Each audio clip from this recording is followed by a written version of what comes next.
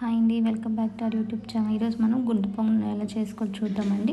ముందుగా దానికోసం ఒక ఆనియన్ కట్ చేసి పెట్టుకోవాలి, ఒక టీ స్పూన్ పచ్చెనగపప్పు, ఒక రెబ్బ కరివేపాకు, కొంచెం జీలకర్ర, అలాగే 2 ఎండుమిర్చి తుంచుకొని పెట్టుకోవాలండి, కొంచెం కొత్తిమీర.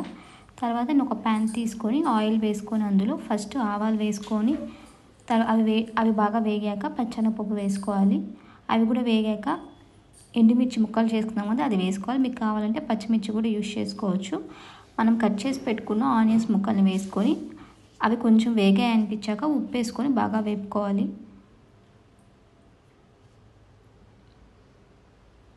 వీడియోలో చూపించినట్టుగా మధ్య మధ్యలో కలుపుకుంటూ వేపుకోండి.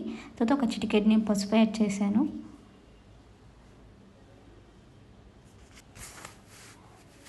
ఇవన్నీ వేగాక లాస్ట్లో మనం ముందుగా ఎత్తి పెట్టుకున్న కరివేపాకు, జీలకర్ర, కొత్తిమీర వేసేసి ఒక 2 సార్లు అలా కలిపేసి ఇంకా గ్యాస్ ఆఫ్ చేసేయడమే. ఇది కొంచెం చల్లారాక మనం ముందుగా తీసి పెట్టుకున్న ఇడ్లీ పిండిలో కలుపుకోవాలి. బాగా కలుపుకొని టేస్ట్ చూసుకొని ఉప్పు ఏమైనా తక్కువగా ఉంటే యాడ్ చేసుకోండి.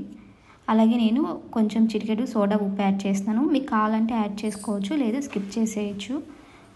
ఇప్పుడు నేను గుంట పొంగనాలు పెనం పెట్టుకొని వాటిల్లో ఆయిల్ అంతా వేసానండి. కొంచెం ఆయిల్ వేడెక్కాక మనం ముందుగా కలిపి పెట్టుకున్న పిండిని అన్నిటిలో పోసుకోవాలి.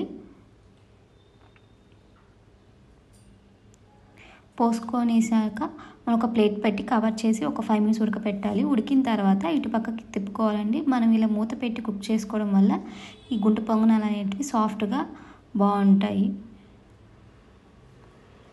తిప్పుకున్న తర్వాత కొంచెం ఆయిల్ వేసుకొని ఒక 5 మినిట్స్ అలా ఉడకపెట్టాలని. ఉడకపెట్టాక వేడి వేడి గుంట పొంగనాలు రెడీ అయిపోతాయి. Thanks for watching. Please like, share and comment to our channel.